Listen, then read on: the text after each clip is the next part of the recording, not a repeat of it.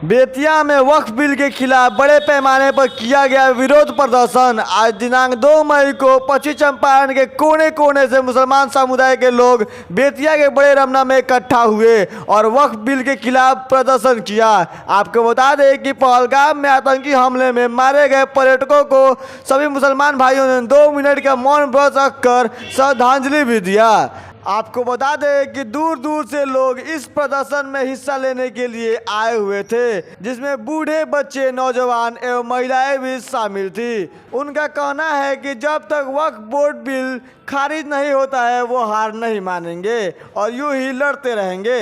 ये सरकार सबको एक समान दृष्टिकोण से नहीं देख रही है, ऊंच नीच दिखा रही है, मुस्लिमों को गिरा रही है और कौम को उठा रही है, तो ऐसा हम होने नहीं देंगे। हमारे कहने का मतलब यही है कि ये जो काला कानून सरकार लागू करने जा रही है, लागू कर चुके हैं, उसको वापस ले ले।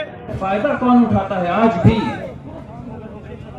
इससे फायदा उठाने वाले सब लोग।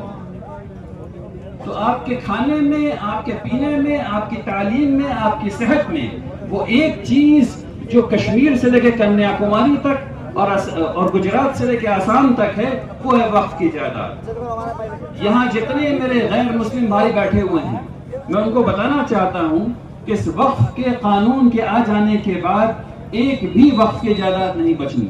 और जब एक भी नहीं बचनी तो आपको ये सुनकर के हैरत होगी कि हजार स्कूल जो तमिल जबान में है, जो मराठी जबान में है, जो बंगाली जबान में है, जो उड़िया जबान में है, वो प्राइमरी स्कूल, वो मिडिल स्कूल, वो हाई स्कूल, वो वक्फ की जायदाद पे बना हुआ है। वो जिसमें आपके बच्चे पढ़ने जा रहे हैं और गालिबन मुफ्त पढ़ने जा रहे हैं, वो वक्फ की जायदाद पे बना हुआ है। इसमें 85% से ज्यादा गैर मुस्लिम भाई बहन फायदा उठाते हैं, वो वक्फ की जायदाद पे बना हुआ है। अभी आज की तारीख में मौलाना मजहरुल हक यूनिवर्सिटी में जो 32 बीएड कॉलेज हैं और हर आदमी चाहता है कि वो टीचर बन जाए और उसको सरकारी टीचर की नौकरी लग जाए। इस 32 कॉलेज में 85% से लेकर के 85% से लेकर के 98% तक स्टूडेंट गैर मुस्लिम भाई हैं।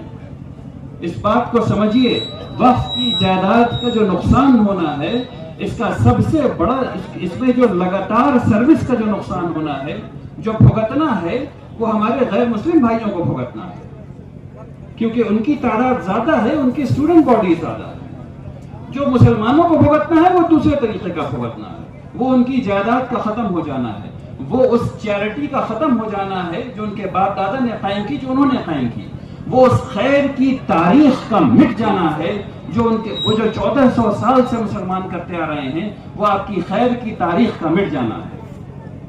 वो जो मुसलमानों को दुख रहा है, वो ये दुख रहा है कि उनकी मस्जिदें खत्म हो जानी है, तो आपको नमाज कहां पढ़ने को मिलेगा।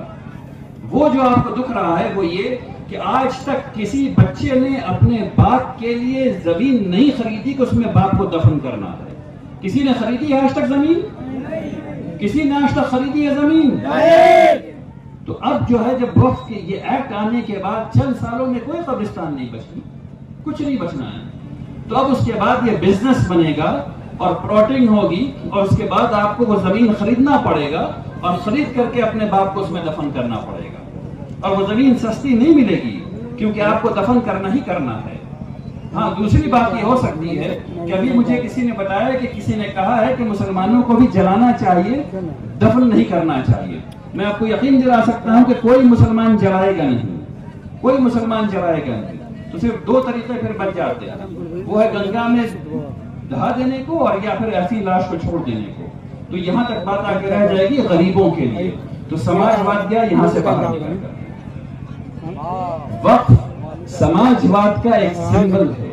जितनी पॉलिटिकल पार्टीज यहाँ हैं और जितने लोग यहाँ हैं, मैं उनको ये समझाना चाहता हूँ, बिल्कुल दिल से समझाना चाहता हूँ कि पिछले 150 साल में वक्फ जो है वो हुकूमतों ने मिस यूटिलाइज किया है, मुसलमानों ने मिस यूटिलाइज नहीं किया है। वक्फ की जो खराबी है वो इसलिए है क्योंकि हुकूमतों ने पॉलिटिकल अपॉइंटमेंट्स रखा हुआ है। चेयरमैन कौन है? चेयरमैन जो पॉलिटिकल पार्टी आती है उसका आदमी चेयरमैन बनेगा। सेक्रेटरी कौन है? जो हुकूमत चूज करेगी वो सेक्रेटरी बनेगा। तो वक्फ की जायदाद बचेगी कैसे भाई? वक्फ जो अपना काम करना था वो काम करेगा कैसे? अच्छा, वक्फ का काम क्या है इसको भी समझ लीजिए। मुझे कहा गया कि मेरे पास थोड़ा ज्यादा वक्त है, इसलिए मैं बात कर सकता हूं 15 मिनट। आप लोग सुनने को तैयार हैं? तो वक्फ का काम क्या था उसको समझ लीजिए। एक तो मैंने आपको बराबरी के बारे में बताया, समाजवाद। समाजवाद की दूसरी बड़ी बात है कि वो कहता है रोटी कपड़ा मकान, रोटी कपड़ा मकान सबके लिए। और वक्फ इसमें मौत भी शामिल कर देता है कि मरने में भी बराबरी होनी चाहिए। सिर्फ रोटी कपड़ा मकान नहीं मिलना चाहिए, मरने में भी बराबरी होनी चाहिए। वक्फ की जब वक्फ काम कर रहा था, जब वक्फ ठीक काम कर रहा था, अंग्रेजों के आने से पहले इस मुल्क में हर जगह वक्फ था। और जब वक्फ ठीक